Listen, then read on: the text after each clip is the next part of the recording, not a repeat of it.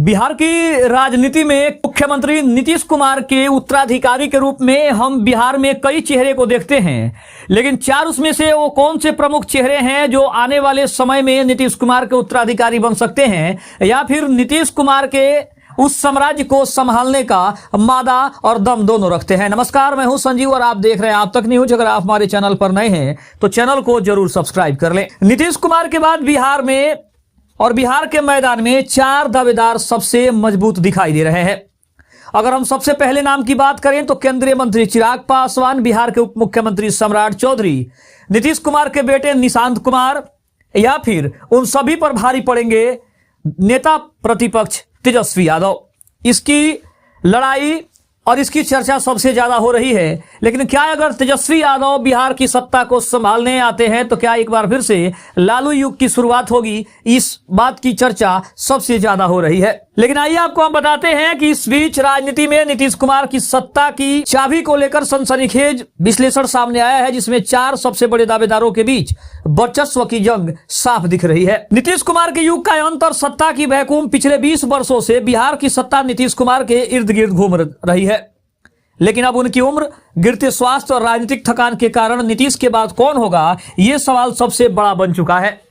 हैरानी की बात यह है कि नीतीश कुमार ने अब तक कोई आधिकारिक उत्तराधिकारी घोषित नहीं किया है, जिससे मैदान पूरी तरीके से अभी भी खुला हुआ है। लेकिन आपको बता दें, केंद्रीय मंत्री चिराग पासवान खुद को नई पीढ़ी के नेता के रूप में पेश कर रहे हैं। बिहार फर्स्ट और बिहारी फर्स्ट के नारे के साथ वे युवाओं के बीच सबसे ज्यादा लोकप्रिय नेता है।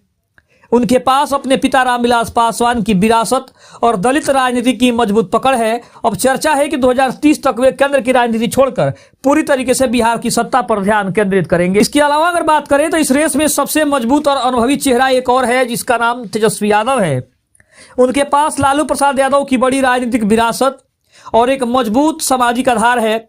वर्तमान में विपक्ष के सबसे बड़े चेहरे हैं और बेरोजगारी और सामाजिक न्याय के मुद्दों पर सरकार को घेर रहे हैं।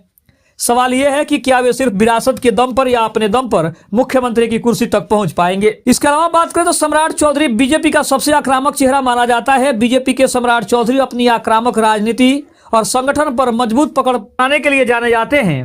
अमित शाह के करीबी होने के नाते वे बहुत ही मजबूत दावेदार हैं। नीतीश कुमार ने हाल ही में उनकी तारीफ की, जिससे उनके कद को और बल मिला है। हालांकि बीजेपी में मुख्यमंत्री का चेहरा कौन होगा, ये हमेशा एक सस्पेंस बना रहता है। अब अगर सबसे बड़े सरप्राइज की बात करें तो वो नाम है निशांत कुमार का।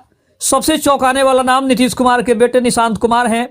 अब तक राजनीति से पूरी तरीके से दूर रहने वाले निशांत की जदयू में मांग धीरे धीरे बढ़ती जा रही है। पार्टी के समर्थकों का मानना है कि जदयू को बचाने के लिए नीतीश कुमार के वारिस का सामने आना बेहद जरूरी है।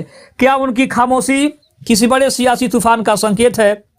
बिहार एक ऐसे ऐतिहासिक मोड़ पर खड़ा है। तेजस्वी का अनुभव, चिराग की युवा अपील, सम्राट की सांगठनिक ताकत और निशांत कुमार की संभावनाएं, ये चारों मिलकर बिहार को एक भीषण राजनीतिक युद्ध के मैदान में बदलने का काम कर रहे हैं। लेकिन अब सबसे बड़ी बात कि बिहार के सियासी गलियारों में चर्चा यही है और गर्मा गई है कि नीतीश कुमार के बाद सत्ता का संतुलन किस ओर झुकेगा। यहाँ कुछ नई और सनसनीखेज भी जानकारियां सामने आने वाले बिहार में की राजनीति को पूरी तरीके से बदल सकती है। क्योंकि अगर राजनीतिक रणनीतिकार से नेता बने प्रशांत किशोर बिहार में एक सबसे बड़े एक्स फैक्टर के रूप में उभरे हैं। उनकी पदयात्रा और जन सुराज अभियान ने पारंपरिक वोट बैंक में सेंध लगाई।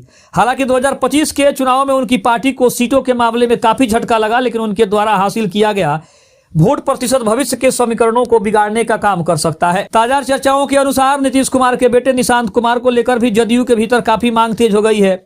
खबर यह भी है कि प्रधानमंत्री मोदी और अमित शाह की ओर से भी निशांत को लेकर सकारात्मक संदेश मिल रहे हैं, ताकि एनडीए के भीतर गठबंधन की मजबूती बनी रहे।